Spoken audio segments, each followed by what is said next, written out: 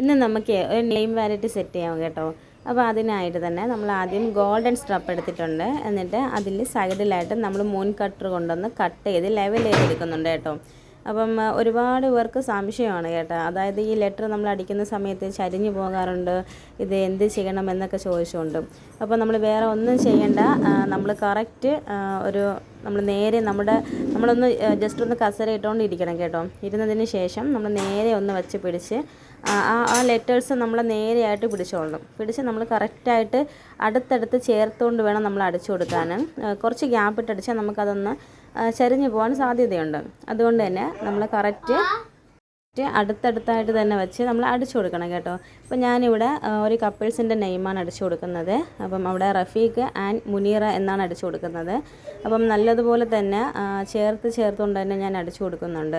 പിന്നെ അതുപോലെ തന്നെ നമുക്ക് നെയിം വാലറ്റിൻ്റെ ടൂൾസുകൾ അവൈലബിൾ ആയിട്ടുണ്ട്. അപ്പോൾ ആവശ്യമുള്ളവർ നമ്മളെ ടൂൾസ് വേണമെങ്കിൽ നമ്മളെ കോൺടാക്റ്റ് ചെയ്യണം. വേറൊരു വീഡിയോയിൽ നമ്മൾ ഇതുപോലെ നെയിം വാലറ്റ് ചെയ്തിട്ടുണ്ടായിരുന്ന ഒരു വീഡിയോയിൽ നമ്മുടെ ഫോൺ നമ്പറും കൊടുത്തിട്ടുണ്ട്. അതിൽ കയറിയിട്ട് ആ ഫോൺ നമ്പർ വേണമെങ്കിൽ നമ്മളൊന്ന് ആവശ്യമുള്ളവരൊന്ന് വിളിച്ചാൽ മതി. നമ്മളെവിടെയും നമ്മൾ എത്തിച്ചു കൊടുക്കുന്നതാണ് കേട്ടോ. അതുപോലെ തന്നെ വാലറ്റ് ഉണ്ട്. അപ്പം വാലറ്റും ആവശ്യമുള്ളവരെ കോൺടാക്റ്റ് ചെയ്താൽ മതി. ടൂൾസുകളെല്ലാം ഉണ്ട്. പിന്നെ നമ്മളിതാ സൈഡിൽ അതുപോലെ തന്നെ മൂൺ കട്ടർ കൊണ്ടൊന്ന് കട്ട് ചെയ്ത് ലെവലിൽ എടുത്തിട്ടുണ്ട് കേട്ടോ. ഇനി നമുക്ക് CD മാർക്കറാണ് വേണ്ടത്. അപ്പം വേറെ സാധാ മാർക്കർ ചേർക്കരുത്, CD മാർക്കർ തന്നെ ചേർക്കണം. CD മാർക്കറുണ്ട്. അതിൻ്റെ മുകളിൽ നമ്മൾ ആ അടിച്ചു കൊടുത്ത ലെറ്ററിൻ്റെ മുകളിൽ ഇതുപോലെ ഒന്ന് എഴുതി കൊടുക്കാം.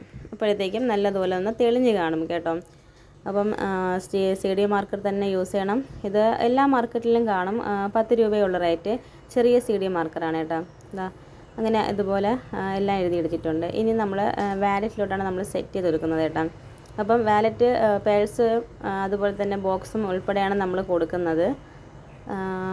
അപ്പം ആവശ്യമുള്ളവർ വിളിക്കണം.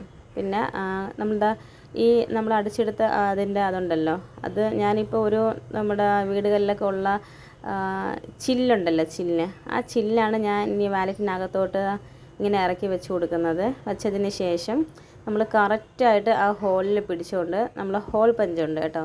ആ ഹോൾ പഞ്ച് കൊണ്ടൊന്ന് നമുക്കൊന്ന് അടിച്ചു കൊടുക്കാം. അടിക്കുന്ന സമയത്ത് ജസ്റ്റ് പതുക്കെ അടിക്കാവൂ, നല്ലോണം താഴ്ത്തി അടിക്കരുത്. അപ്പം നമ്മൾ പേഴ്സൊക്കെ ഡാമേജ് ആവാനുള്ള സാധ്യതയുണ്ട്. അതുകൊണ്ട് തന്നെ പതുക്കെ ഒന്ന് അടിച്ച് അവിടെ ഹോൾ വീണാന്ന് ഉറപ്പ് വരുത്തിയതിന് ശേഷം അപ്പുറം ഭാഗത്ത് നമുക്ക് ഹോളിട്ട് കൊടുക്കാം.